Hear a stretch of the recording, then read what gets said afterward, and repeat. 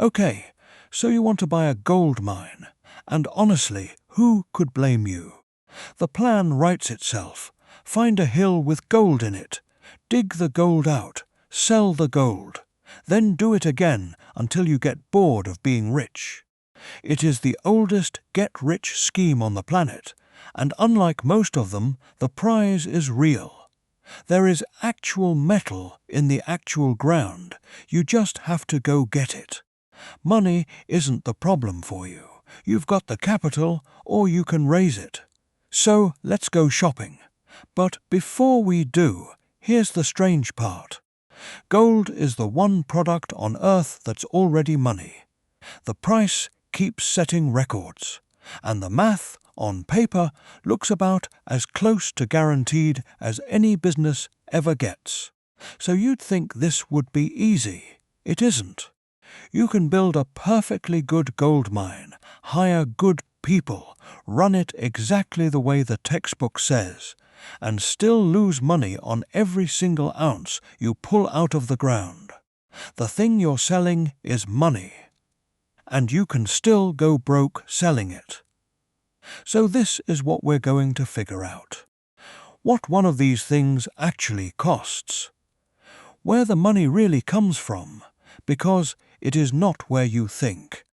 Why the smartest, richest operators in the business keep going bankrupt anyway, and why, in the end, a gold mine isn't really a gold business at all. First, the fun part, the shopping. Gold mines come in tiers, and they are not the same business. They just happen to share a metal. At the bottom of the menu, the small heap leach operation. $50 to $200 million. You crush the ore, you pile it into a giant heap, and you trickle cyanide over the top and let gravity pull the gold out the bottom. It's cheap, it's slow, it's patient. It's the starter home of gold mining. Move up and you get the open pit. A few $100 million climbing toward $1 billion. This is the one you're picturing. The enormous terraced hole in the earth. The haul trucks the size of 2-story houses. The dust visible from space. A real example. Equinox's Castle Mountain project penciled out at $389 million just to build. Add in the equipment they leased, and you're past $500 million before a single truck has turned a single wheel. And at the top of the menu, the underground mine. Shafts, tunnels, declines, ventilation. The constant fight against a mountain that wants to collapse on your people. Up to $1.5 billion to chase a vein of gold a mile beneath your own feet. It is the most expensive, most dangerous, most technically punishing way to go gold mining ever invented, and people line up to do it anyway, because that's usually where the richest veins decided to hide. So pick a tier, sign the check. Feels good, right? Just know that the sticker price is the optimistic number, the fantasy number, because across the entire industry, more than 8 out of 10 major mining projects blow straight through their budget by over 40%. Your $500 million pit has a quiet way of becoming a $750 million pit. Not in one dramatic moment, slowly, a little at a time, while you stand there and watch it happen. But fine, you've bought your hole in the ground. So where does the money actually come from? Here's the part that breaks everyone's intuition. There is almost no gold in a gold mine. Castle Mountain's ore runs about 0.5 gram of gold for every ton of rock. 0.5 gram. Let that land for a second. Picture a wedding ring's worth of gold, melted down and smeared evenly through a ton of rock. A ton, roughly the weight of a small car. That is your deposit. That invisible smear is the thing you just spent $500 million to own. And you don't even get all of it. You're not selling rock. You're selling whatever you can claw back out of it. Run it through a proper mill, and you keep maybe 90% of that half-gram. Trickle it over a leach heap, and you keep closer to 70. The rest stays in the dirt. Forever. You paid to dig it, you'll pay to bury it again, and you will never see it. So how on earth is this a business? One word. Volume. Brutal planetary volume. To get those 4 million ounces of gold, Castle Mountain plans to move 257 million tons of rock. Half a gram at a time. For 15 years. That's the secret nobody tells you. The gold isn't really in the rock. The gold is in your ability to move an absolutely unimaginable amount of rock cheaply without stopping, and pray the price holds while you do it. Speaking of which, the bill. You signed the check. You own a mine. Congratulations. The meter is now running, and it does not care even slightly whether you've sold a single ounce yet. Every ton of rock you touch costs money. To blast it, to move it, to crush it, to leach it, to babysit the whole poisonous chemistry of it. On a genuinely good mine, all in you are spending the better part of $900 to produce 1 ounce of gold. On an ordinary mine, that number climbs well past 1,000 per ounce. And we haven't even reached the taxman yet. And those are just the costs you expected. Now come the ones that aren't in the brochure. You'll spend another $150 million just keeping the place alive. New pads, mill repairs, raising the dam walls. Money the industry gently refers to as sustaining. You'll build that dam to hold the toxic sludge left over after the gold is gone.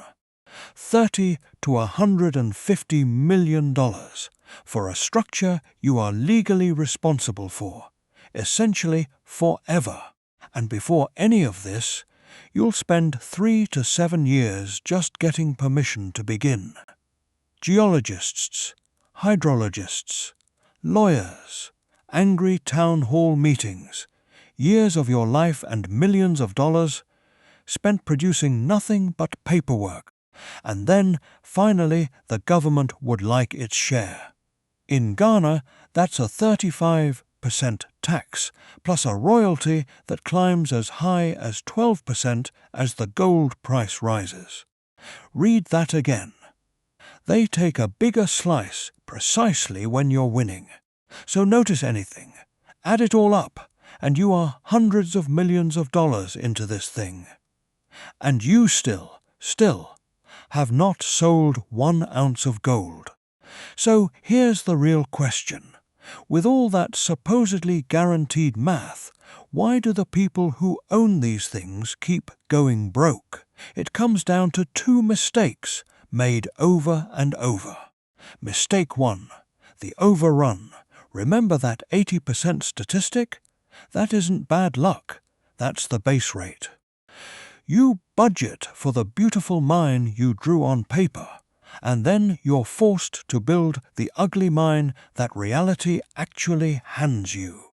The rock is harder, the water is deeper. A contractor walks off the job, and most of that overrun gets paid for with borrowed money. So now you owe the bank every single month, on time, no excuses, whether or not the mine feels like cooperating.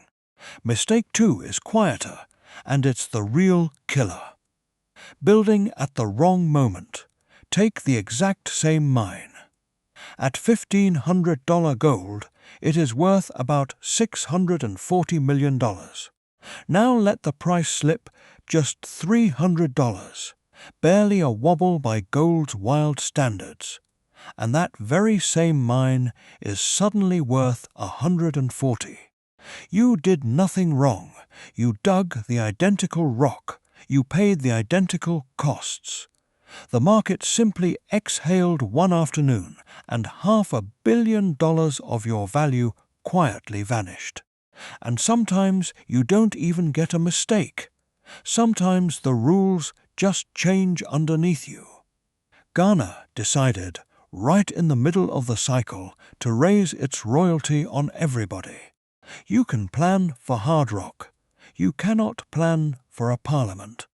And here is where it stops being a spreadsheet and starts being alive. Picture it actually being you. You raised the money. You looked people in the eye. People who trusted you. People whose retirements you were quietly holding in your hands. And you told them this would work. You moved your family closer to the site. You learned the names of the crew and the names of their kids. You stood out there in the desert and watched the very first haul truck roll over the lip of the pit. And for one clean, perfect morning, with the dust hanging gold in the early light, it genuinely felt like printing money. Like you had finally actually figured it out. Then the rock came in harder than the drill cores ever promised. The schedule slipped a season. Then another. The gold price you built your entire plan around quietly started walking the wrong direction and didn't stop. And the dam, God, the dam never sleeps. It needs you next year and the year after and long after the last ounce is gone and the trucks are sold for scrap, because that's the thing nobody warns you about. You don't get to walk away from a gold mine. It walks away from you, slowly, on its own schedule, taking the money with it as it goes. That's the part the price chart will never show you. The years, the waiting, the thing that quietly outlives the gold itself. Okay, the question you actually came here for. Do everything right? How much do you actually make? There's an honest answer, and it has two faces. The good face first. Gold runs hot, say $3,000 an ounce, and a clean, mid-sized mine throws off around $210 million in value, a roughly 20% return. That is a genuinely fantastic business. The kind of money that builds a dynasty, that puts your name on a building. Now the other face, same mine, same rock, same crews, same plan, same everything. But gold is sitting at $1,800, which, by the way, is still a historically high price. And that mine doesn't just earn a little less. It earns nothing. It goes negative. You would have been richer leaving the gold exactly where you found it, untouched, in the ground. Sit with that for a second. The difference between a fortune and a flat-out loss has almost nothing to do with how well you run the mine. It's where the gold price happens to be standing on the particular day your ore finally comes out of the dirt. You can do every single thing right, and that one number which you do not control still gets to decide your entire fate. So, if you still want to buy a gold mine, here is the one thing to remember on your way to the bank. You're not really buying gold. You are making a $300 million bet on the future price of gold, with a 10-year lockup and no early exit. The mine, the trucks, the dam, the army of geologists, all of it is just the ticket you bought to place that one bet. And here's the part that should genuinely sting. While the miners were busy taking on all of it, the debt, the dam, the overruns, the price, risk, the parliaments, somebody else quietly figured out the actual trick. They don't dig. They never dig. They simply hand the miners cash up front, and in exchange they take a permanent little slice of every ounce that ever comes out. No pit, no poison, no politicians. And that quiet, boring little business has gone from $2 billion to $15 billion in under a decade. So by all means, buy the mine, move the mountain, build the dam, pray for the price. Just be the one holding the royalty, and let some other dreamer hold the shovel.